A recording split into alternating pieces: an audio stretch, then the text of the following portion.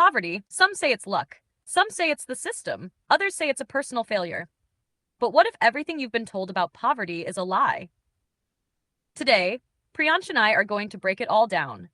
What poverty really is, how people get trapped in it, and the uncomfortable truth no one wants to admit. Let's get into it. Priyansh, if poverty is really a choice, then why are so many people still poor? Wouldn't they just choose to be rich?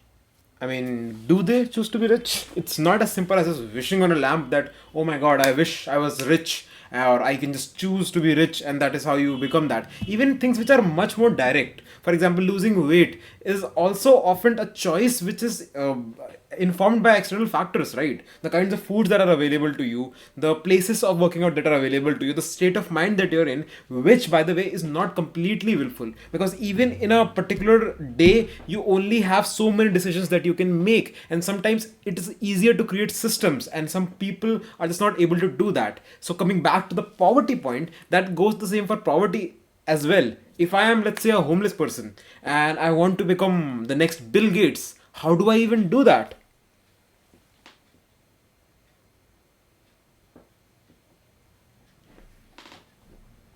Exactly. It's not like you can just manifest wealth into existence. Even if you make all the right choices, your starting point matters. Let's take that homeless person.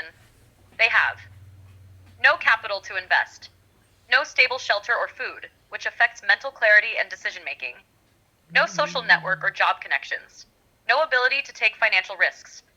Even if they work hard, their choices are severely limited compared to someone born into wealth. So the For real sure. question is poverty actually a choice? Or is the system designed to make sure some people never get the chance to escape it? But it actually can be a choice that homeless person can make. I think most homeless people in places like America, they have access to smartphones, right? And you can get free Wi-Fi in places like Starbucks. You can go around them and you can get free Wi-Fi.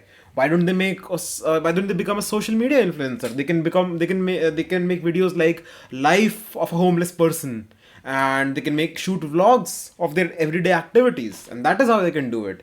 So I mean, there are still ways out, severely limited ways out of poverty, but everyone at the end of the day does have some choices that they can make that they are not making.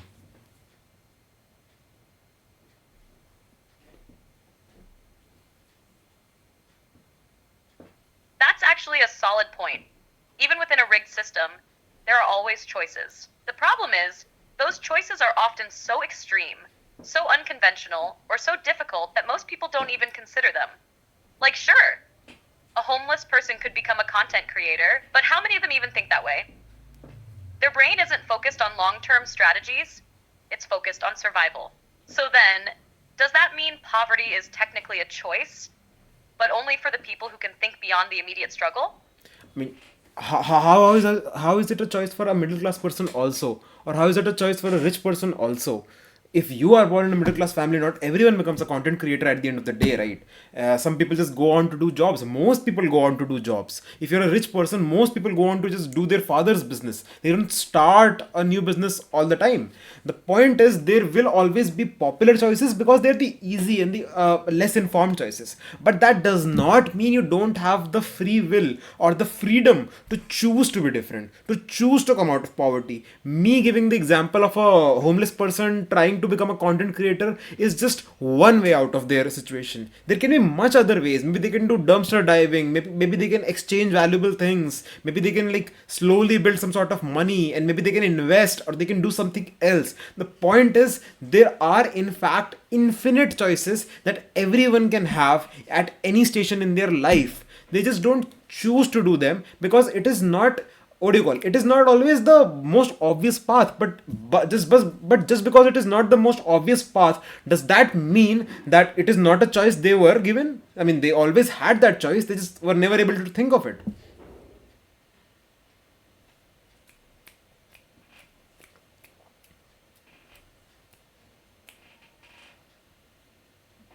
Exactly.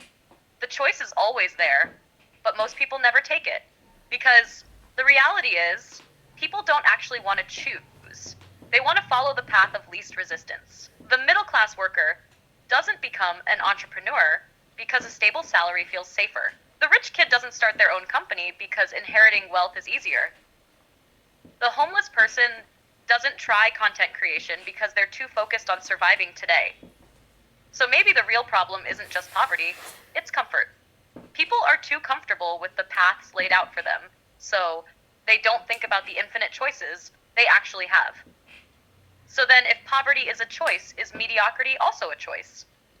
Definitely. I mean, no. Mediocrity is the default pathway. Mediocrity is when you don't make a choice. Mediocrity is when you don't will yourself into existence. I will just end up doing whatever the path is, the path of least resistance, just by the way that my brain is. In fact, another thought that just came to my mind. Okay, so like everyone is going to pick the path of least resistance every single time, but there will be individuals who will end up picking difficult paths, harder paths, least obvious paths, correct? But wouldn't you be able to change how people do react on the basis of what you make the path of least resistance? I mean, if systems were designed in a way that homeless people got the path of least resistance to be earning money, to be getting out of poverty. Maybe it is the fact that system itself is creating a place for homeless people or people in poverty so that they remain stuck in it as being the path of least resistance. And they can easily blame them for their choices, because at the end of the day, yes, choosing, so-called choosing the default path of that is of least resistance and staying in poverty is of what majority will do at the end of the day. But you make that system that way so that people do remain in poverty, so that people are there, and so that you can leech off of them. So it is a choice on both scenarios. Yes, a homeless person does have a choice of moving out of poverty, but similarly, rich people, or at least the government, is making choices so that it is not the path of least resistance for them.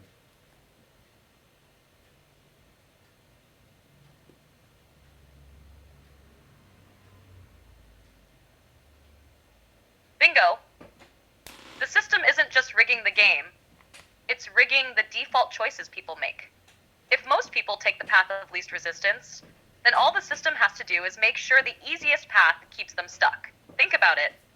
Why is junk food cheaper than healthy food? Why is education expensive while entertainment is free and addictive? Why do welfare systems make it easier to stay dependent instead of getting out? Because the elite want a permanent lower class. They don't need everyone to be rich. They need workers, consumers, and debt slaves. And by controlling the default choices, they ensure that only a tiny fraction of people ever escape. So now, the question isn't just, is poverty a choice? The real question is, if the system is designed to trap you in poverty, is it really a choice at all? I mean, it is a choice. Again, system is designed in a way that majority of the people are going to remain in poverty because they're making poverty the easiest or the most default pathway out.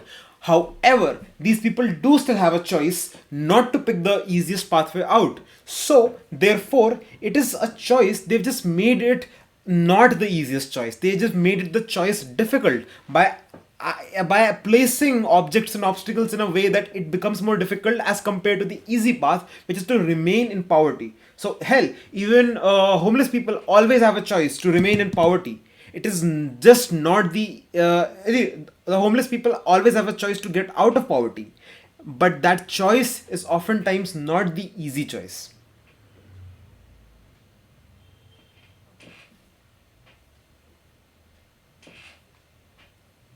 Exactly.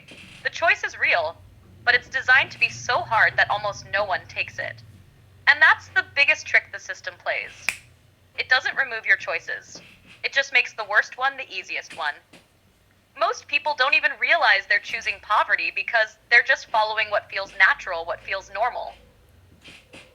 But normal has been engineered to keep them trapped. So yeah, poverty is a choice. But only for the people who wake up and realize the game is rigged.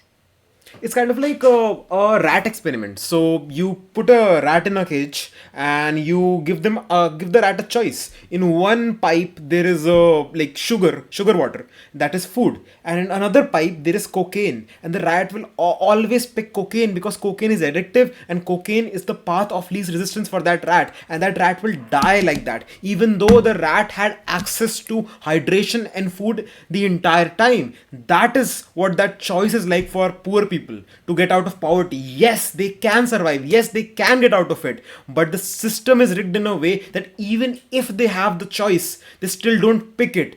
If that isn't true slavery, then what is?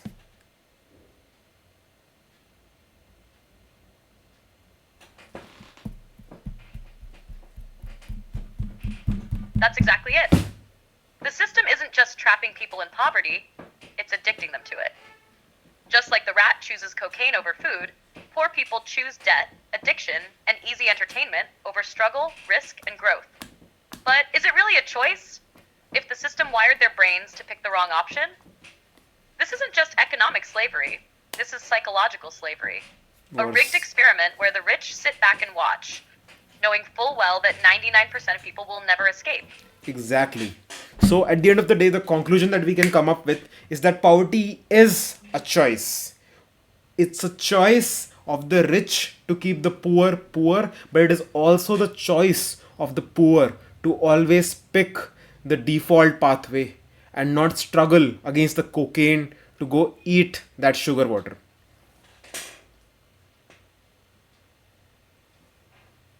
Boom, that's the brutal truth. Poverty is a choice, but not just for the poor. The rich choose to keep the poor trapped. The poor choose to stay in the system instead of fighting their way out. Both choices are real, but one is designed to be way harder than the other. And that's why, at the end of the day, poverty isn't just about money, it's about control. Exactly. So at the end of the day, poverty is indeed a choice. Not a good one, but a choice nonetheless.